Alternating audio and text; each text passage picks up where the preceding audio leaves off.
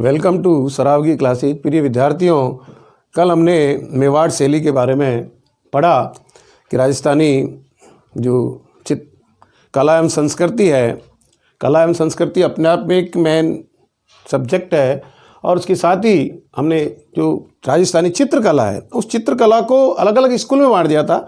तो कल हमने 4 स्कूल्स बताए आपको, मेवाड़, मारवाड़, ढूंढाड़,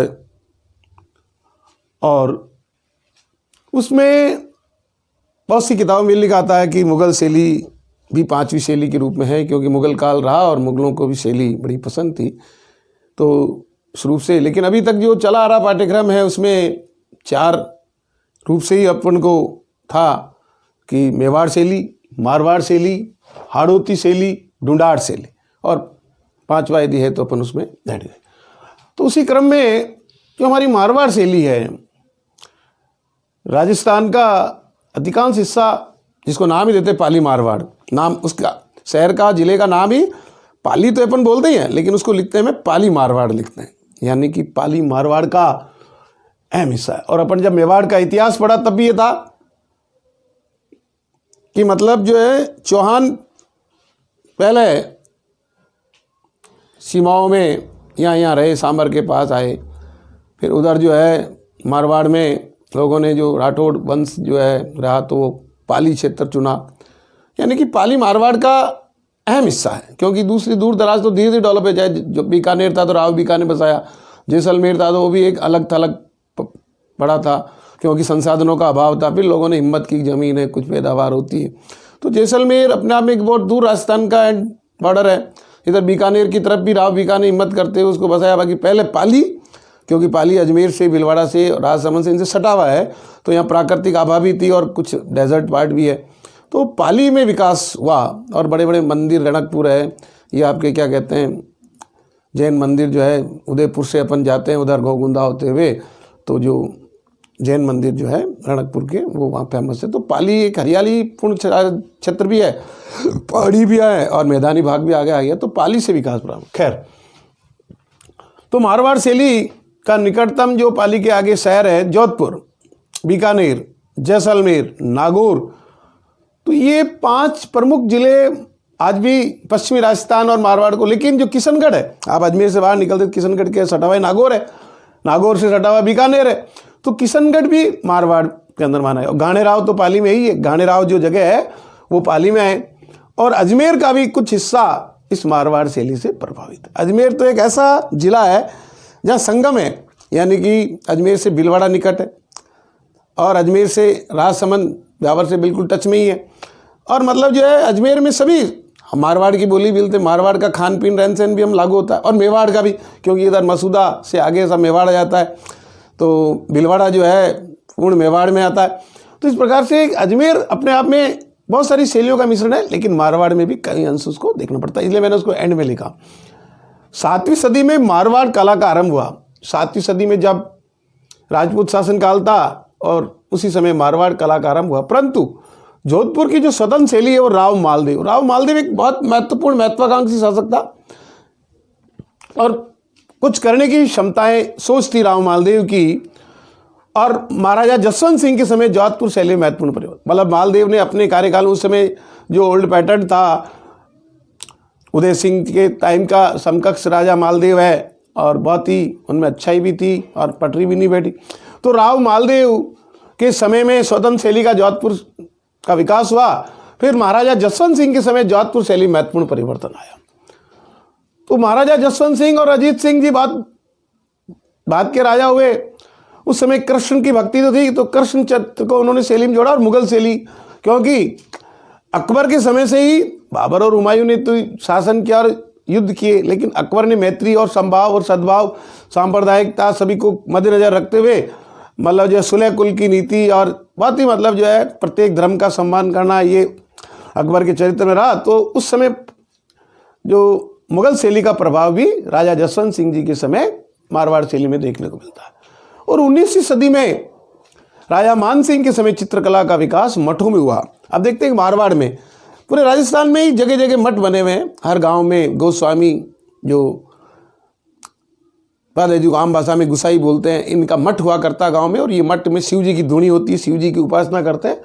तो उन्होंने विशेष रूप से जनता में जो हमारी और नैतिक गुणों के विकास के दृष्टिकोण से अपन बाद में बात करेंगे, तो 19 सदी मानसिंह जी चित्रकला का विकास मठों में हुआ। यानी कि वहाँ आप देखिए पशु पक्षी जीव जंतु सभी आभा, उनका काम ही होता है, लोग वहाँ आते हैं जाते हैं, तो एक शैली बनी रहती है।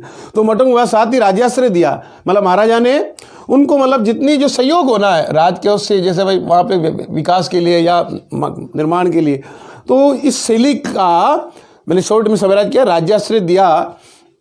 यही मारवाड़ी शैली का महत्वपूर्ण समय रहा। और उस समय जो मारवाड़ शैली थी उसका महत्वपूर्ण समय 19वीं सदी है। मारवाड़ शैली के चित्रों में पीले रंग का प्रयोग अधिक होता है। अब मारवाड़ में वैसे भी अपन पाली का जो पीला पोमचा है, आज अपन दूसरी पैरान में भी देखें तो पहनावा में पाली का पीला रंग का जो पोमचा है वो बड़ा फेमस है। जोधपुर की जो बंदेज की साड़ियाँ हैं, चुनरी है, वो बहुत ही है। तो खैर उसमें तो रंग बिरंगे रंग आते हैं, लेकिन जो पोमचा है वो पीला होता है। गाने में भी जो है आप देखते हैं जब राजस्थानी गीत चलते हैं टीवी में या दूरदर्शन में अपन किसी माध्यम से, तो पीलो पोमचा पाली का बड़ा फेमस है। विषय यानी कौन कौन से विषय पर इन्होंने इस शैली में काम किया। ढोला मारू, जो ढोला मारू राजस्थान का एक प्रतीक ही है। और आपने देखा होगा कि जोधपुर शैली में मतलब बड़े अजीब से, जब और अंग्रेजों को बड़ा पसंद होता है पधारो हमारे देश, तो महिलाएं भी गाती है तो उसमें एक अलग ही आनंद की अनुभूति होती है। और पुरुष भी जो लंगा के रूप में है या और भी जो भी कलाकार, बाड़मेर के लंगा कलाकार, लंगा बरदस जिनको बोलते हैं, मारवाड़ के जो अलग सॉन्ग गाने वाले अपन टीवी में भी जब चैनल खोल देते हैं, चाहे पधारो सा चैनल हो चाहे जय जय राजस्थानी हो, तो उसमें बड़ी उनकी एक शान होती है और बड़े लहजे में बोलते हैं। तो ढोला मारू इस शैली का चित्र होता है, इसलिए इसको ढोला मारू के रूप में भूमल देव।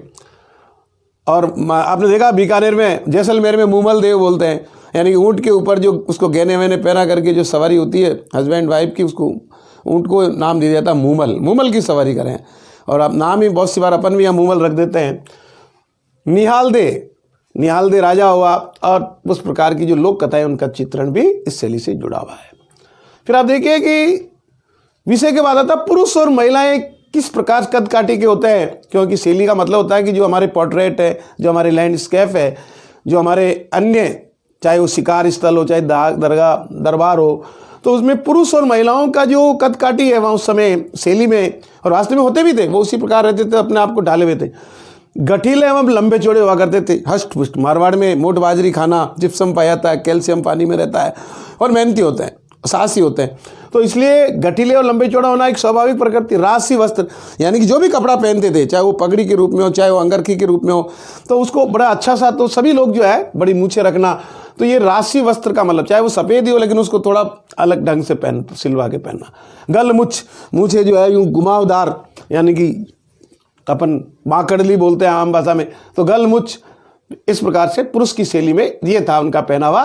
फिर महिलाएं तनवी आकृति, एकदम कसा हुआ बदन, क्षीण कटी, कमर पतली, चिबुक पर तिल, ये जो ठोड़ी होती है इसको अपन आम भाषा में ठोड़ी बोलते हैं, चिबुक पर तिल जो सुंदरता का एकदम, और आंखें बादाम जैसी, जो अपनी बादाम होती है उस बादाम जैसी उस शैली की आंखें होती है। देखो ये बादाम जो अपन ऐसा ही शेप होता है, किशनगढ़ के ऊपर जो मैंने बादाम बनाया ये यहाँ पे जगह नहीं, तो बादाम जैसी आंखें होती थी इस शैली में महिलाओं की। और जो प्रमुख चित्रकार है उनमें भाटी किशनदास, यानी भाटी जो परिवार था विशेष रूप से मारवाड़ में, वो उसके चित्रकार हुए शैली के। भाटी देवदास, नारायण दास, अमरदास, बिशन दास, रतनजी भाटी, भाटी शिवदास, इस प्रकार से ये 7-8 प्रमुख चित्रकार हुए मारवाड़ शैली के। अब मारवाड़ में ही किशनगढ़, अपन पूर्व में डिस्कस कर चुके, किशनगढ़ शैली यहाँ के शासक वल्लभ संप्रदाय से प्रभावित थे, वल्लभ संप्रदाय से जुड़े हुए थे। जो अपन उसमें अलग अलग रूपों में जो पढ़ते अपने उसमें पढ़ते ही पूरा कि वल्लभ संप्रदाय क्या होता है, सनाडे क्या होते हैं, है ना। तो अपने को यहाँ तो ये ध्यान, किशनगढ़ शैली के जो शासक थे वल्लभ संप्रदाय से प्रभावित है। अतः राधा कृष्ण की लीलाओं का चित्रण वहाँ देखने को मिलता है। राजा रूप सिंह, राजा मान सिंह, राजा राज सिंह के सभी चित्रकला एवं काव्य का विकास हुआ है। बारेट और चारण लोग जो है उसमें काव्य भी काफ़ी विकसित करते हैं। आप देखिए छोटे छोटे गाँव में किशनगढ़, आप चुनरी, पाटन, वहाँ चारण जाति के लोग बहुत रहते हैं। परंतु जो सामत सिंह जी हुए, राजा सामत सिंह जी, नाम तो सामत सिंह था लेकिन वो अच्छे कला प्रेमी भी थे, काव्य निपुण थे, तो उनको बाद में नागरीदास की उपाधि दी गई, इसलिए उनको नागरीदास के नाम से भी जाना जाता है। और 17वीं और 18वीं शताब्दी में जो सामत सिंह जी नागरीदास के नाम से जाने जाते हैं कि समय चित्रकला में महत्वपूर्ण समय आया, यानी काफी चेंज हुआ, और इसलिए इसे किशनगढ़ शैली का स्वर्ण युग भी कहते हैं। अपन कहते हैं ना शाहजहां का काल स्वर्ण काल था, ऐसे ही वहाँ किशनगढ़ शैली में सामत सिंह जी नागरीदास के नाम से जो विख्यात है, उनको स्वर्ण युग, उनके समय का जो काल था स्वर्ण युग था, किसमें? किशनगढ़ शैली में। तो और प्रमुख जो चित्र था किशनगढ़ शैली का वो मणि और ठणी है। मणि ठणी का चित्र पोर्ट्रेट जो है खूब बिकता, आप भी देखते हैं, मांग रहती विदेशों में भी, देश में भी, अलग अलग घरों में और जगह। और नागरीदास की प्रेमिका के रूप में इनका वृत्तांत मिलता है मणि ठणी का, और मणि ठणी को राधा के रूप में दिखाया गया कि राधा जिस प्रकार से भगवान कृष्ण के अलग अलग रूपों में अपन चित्र में और उसमें देखते हैं पोर्ट्रेट में, तो मणि ठणी को भी राधा के रूप में दिखाया गया है। और मणि ठणी को भारतीय मोनालिसा कहते हैं, मतलब जो है एरिक डिकिंसन था, तो आगे आएगा, तो मणि ठणी को भारतीय मोनालिसा कहते हैं। और इसके जो प्रमुख चित्रकार थे मणि ठणी के, वो मोरध्वज थे, मोरध्वज और निहालचंद।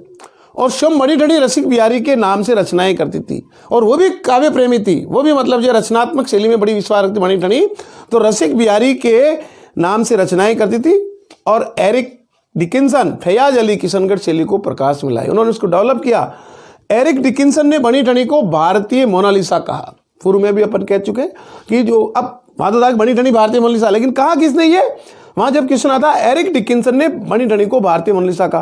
विशेषताएं, नारी सौंदर्य का प्रतीक, यानी कि नारी के जो सौंदर्य का वर्णन है इस शैली में बड़ा बड़ा चढ़ा करके वास्तविक में, मतलब उसको इतने पोर्ट्रेट के माध्यम से, अलग चित्रों के माध्यम से, जहाँ जगह राजा हवेलियों में, महलों में, हवेलियों में, गढ़ों में नारी सौंदर्य के रूप में मणि ठणी का चित्र आपको जगह जगह मिलता है। कांगड़ा शैली से रिलेटेड है जो हमारी कांगड़ा शैली, वो इसमें किशनगढ़ शैली में मिली गई है। ब्रज साहित्य, जो हमारा भरतपुर का, आगरा का, जो मथुरा साइड में जो ब्रज साहित्य है, वो यहाँ की जो काव्य है उसमें देखने को मिलता है। सफ़ेद में गुलाबी रंगों का प्रयोग अपन देखते हैं, जैसे पीला रंग बीकानेर में, मारवाड़ में पीले रंग का महत्व है, और मेवाड़ के अंदर लाल काला है ना, तो वो रंग महत्व है। तो यहाँ पे पीला हरा हमें यूज होता है, लेकिन डोमिनेंट कलर यहाँ सफ़ेद व गुलाबी रंगों का प्रयोग ज़्यादा किया है, अधिक से किया गया है। कागज शैली से प्रभावित है। पुरुष जो होते हैं यहाँ पे इस शैली में इखरे, एक जैसे, इखरे का मतलब कहते हैं ना इखरा रंग होता है, एक जैसे, मतलब गठीला का रूप में, लेकिन स्टील बॉडी में इखरे। नील युक्त शरीर, मतलब ज़्यादा जो यहाँ के लोग हुए तो जैसे गोरे नहीं हो तो, लेकिन उनका नील युक्त शरीर, जैसे कि सांवला कलर, गेहूँ बढ़ना, नील युक्त शरीर। और जो महिलाएं हैं, नारी है, उसका गोर वर्ण, शरीर बिल्कुल कलर साफ, लंबा कद, लंबाई भरपूर लंबाई होती है, ज़्यादा ठीक नहीं। तन्वी, शरीर जो है तनावा होना, तन्वी शरीर है। चिबुक, जो ठोड़ी है उस पर नुकीलापन है, नुकीली होती है वो अपना में, मतलब ठोड़ी किसी की आम के शेप हो, और एक कलमी आम का जो निकल होता है इस प्रकार से, जो ठोड़ी है वो नुकीली होती है। सुराईदार गर्दन, जो सुराई होती है पानी पीने की, तो गर्दन मतलब जो है पद्मिनी की सदृश माना जा रहा है कि सुराईदार जो है गर्दन।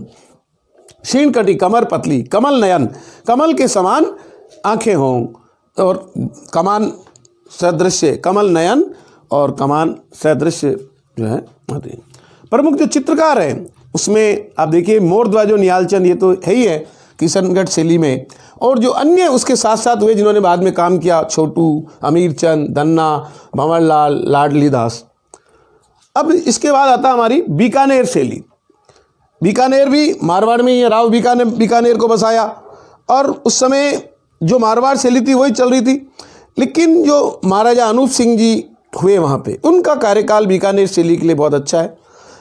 और उस्ता शैली वो लाहौर से लेकर के आए, कि मतलब जो है हमारे बीकानेर में उस्ता शैली जो मुगल शैली से उत्पन्न है, तो उस्ता शैली अनूप सिंह जी की देन है, उनके कार्यकाल में उन्नति हुई। पीला रंग, जो मारवाड़ में मैंने पहले बताया पाली का पीला पहुंचा, तो मारवाड़ में पीले रंग को डोमिनेंट कलर है, बाकी अन्य कलर।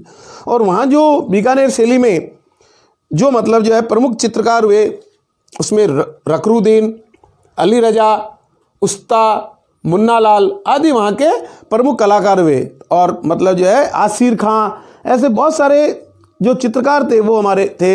और चित्रों में पीला रंग मैंने आपको बता दिया, आम, ऊंट, घोड़े, गोल बादल, बीकानेर के जितने भी आप देखेंगे शैली के जो पोर्ट्रेट है या कहीं भी लैंडस्केप बना हुआ है, तो उसमें आपको गोल बादल छाए हुए आपको उसके उनमें दिखाई देते। तो ये अपनी अपनी विशेषता है। तो जो बीकानेर शैली है मारवाड़ से जुड़ी हुई है, लेकिन कुछ अन्य है कि आम का इसमें वर्णन है, उल्लेख है, बनाया हुआ है। ऊँट तो जैसलमेर में भी है, बीकानेर में भी, और बीकानेर में ऊँटों का ज़्यादा महत्व है। तो उस दृष्टि से उनकी जितने भी जो भित्ति चित्र बनते हैं उसमें आपको ऊँट और घोड़े, राजा महाराजा चाहे रेगिस्तान हो चाहे पहाड़ी हो, घोड़ों के बिना आना जाना संभव नहीं था, तो घोड़े भी शैली में डाले हुए। और बीकानेर महलों की दीवार पर शिकार के चित्र ज़्यादा दिखेंगे आपको, शिकार करते हुए, वैसे सभी जगह है लेकिन पर्टिकुलरली वहाँ पे शिकार को महत्व दिया गया है। जीवन है ना, कहीं जो हरम बना हुआ है तो उस हरम के कैसे कैसे वहाँ व्यवस्थाएं थी, विशेषताओं में पोर्ट्रेट है, दरबार है, राग रागिनियाँ हैं, शिकार चित्र है। तो और मैंने बताया बीकानेर के महाराजा अनूप सिंह जी मुगल शैली की उस्ताद चित्रकारी बीकानेर लाए। कहाँ से? लाहौर से, जो अभी पाकिस्तान में है ना। और उस्ता परिवार मुगल चित्रकला का मतलब शैली में कुशल था। और मथुरन परिवार से जैन शैली, मतलब शुरू में इस उस्ता से पहले जो वहाँ पे शुरुआत जो हुई बीकानेर के अंदर 16वीं सदी के अंत में इस शैली का जो जन्म हुआ, तो वहाँ जैन शैली से प्रभावित है। जैन शैली में भी एक मथुरन परिवार था, तो मथुरन परिवार से जैन मिश्रित राजस्थानी शैली का विकास। इस प्रकार से आप बीकानेर शैली, अब बीकानेर के बाद आए तो नागौर उप शैली है। मतलब हालांकि बीकानेर नागौर एक दूसरे से जुड़े हुए हैं, लेकिन नागौर अपने आप में एक ही छतरपुर बहुत पुराना नाम था कि वो सामर के राजाओं के समय राजधानी थी। तो सामर के राजाओं ने तो 7वीं सदी से लेकर के 12वीं शताब्दी तक जो राज किया, तो यानी कि उपशैली के रूप में है कि उससे पहले मतलब जो बीकानेर तो बाद में बसाया, 1459 में राव जोधा ने जोधपुर बसाया और उसके बाद बीकानेर बसा। तो यानी बीकानेर तो 15वीं शताब्दी का है। तो नागौर पुराना है, तो नागौर उपशैली के नाम से भी हमको पढ़ना चाहिए, क्योंकि केवल बीकानेर से नागौर को जोड़ दे तो उसकी पहले वाली जो शैली होती है वो अपने आप में डिजॉल्व हो जाती है कि भाई उस वहाँ कुछ था ही नहीं, जबकि ऐसा नहीं है। नागौर की उपशैली लकड़ी के दरवाजों पर चित्रण, वहाँ लकड़ी के दरवाजों के ऊपर ही मतलब मोर मंडे कहीं तोता मंड जो भी अपन कहे तो लकड़ी के दरवाजों पर चित्रण करा हुआ है। भित्ति बुझे हुए रंगों का प्रयोग किया जाता है, जो लाइट कलर्स होते हैं, जो कलर डोमिनेंट नहीं है, बुझे हुए हैं। जैसे आप ब्लू में देखते हैं लाइट ब्लू होता है तो वो शांत होता है, तो ऐसे कलर जो है वहाँ पे प्रयोग। अजमेर आता है, अजमेर भी बहुत पुराना है क्योंकि पृथ्वीराज चौहान के टाइम से ही मतलब जो है अजमेर की बसावट है, अजमेर की अपने आप में शैली है। तो वहाँ पे उपशैली के रूप में लाल पीले हरे नीले बैंगनी रंग, अपने यहाँ नीला रंग, बैंगनी रंग और लाल पीला हरा, वाकई में चाहे अपने फ्लावरिंग हो, चाहे अपने कपड़े हो, चाहे अपने पोर्ट्रेट हो, चाहे लैंडस्केप जो बनाते हैं पेंटर्स वगैरह अपन देखते हैं कि, और जो पहना हुआ है कपड़े में भी लाल भात का वेश बनाए, लाल भात के कपड़े, हरा भात का वेश, हरे मतलब उसमें डोमिनेंट कलर क्या होगा? हरा होगा, लाल में लाल होगा। तो ये हमारी अजमेर शैली है। यहाँ चित्रकार के रूप में जो वे चांद तैयब है ना, और राय सिंह, लालजी भाई, महिला चित्रकार के रूप में हमारे जो है साहिबा नाम की एक महिला थी जिसको दिया गया है। और जैसलमेर शैली में मूमल का पर मैं पहले भी मैं जिक्र कर चुका कि ऊँट जो होता है, ऊँट को गहने पहना करके, आभूषण पहना करके प्रमुख चित्र है, और जैसलमेर का प्रतीक ही मूमल है, और ऊँट को दूर से अपन मूमल ही कहते हैं, तो अपनी विशिष्टता उसमें ली होती है। तो इस प्रकार से मारवाड़ शैली को आप अलग अलग जो मारवाड़ में अपन ने पढ़ाई है, फिर बीकानेर और नागौर और अजमेर और जैसलमेर को भी आपको अलग रूप में ध्यान रखना, पर्टिकुलरली जब उससे रिलेटेड क्वेश्चन आता है। मारवाड़ शैली तो यही अपना आप में, लेकिन बीकानेर में आपको बताया 16वीं-15वीं शताब्दी की जो विकास है, और जबकि नागौर उससे पहले ही छतरपुर के नाम से जाना जाता था, और अजमेर बहुत पुराना चौहानों वंश के टाइम से ही जो है अजमेर में काफ़ी विकास हुआ। तो इस प्रकार से प्रिय विद्यार्थियों, मेरा काम है मैं कंटेंट वाइज आपको मतलब जो है, जैसे कल भी एक बात बताना भूल गया, मैं पढ़ता रहता हूँ, देखता रहता हूँ कि जो नाथद्वारा में जो राज सिंह जी ने मंदिर श्रीनाथ जी का स्थापना जो कराई मूर्ति की, वो 1672 के अंदर। तो क्वेश्चन कभी भी किसी भी रूप से पूछा जा सकता है कि जो कला भी उस समय प्रारंभ हुई और मंदिर की स्थापना भी उस समय, और महाराणा राज सिंह जी की मृत्यु हो गई थी 1680 में। तो 1652 से 1680 का जो उनका काल था, उसमें 1672 में उन्होंने नाथद्वारा के अंदर श्रीनाथ जी के मंदिर की स्थापना की थी। तो क्वेश्चन के नाना रूप होते हैं, और जब अपन सभी चीज़ें पढ़ लेंगे तो अपने आप में अपन बहुत महत्वपूर्ण हो जाएंगे। धन्यवाद।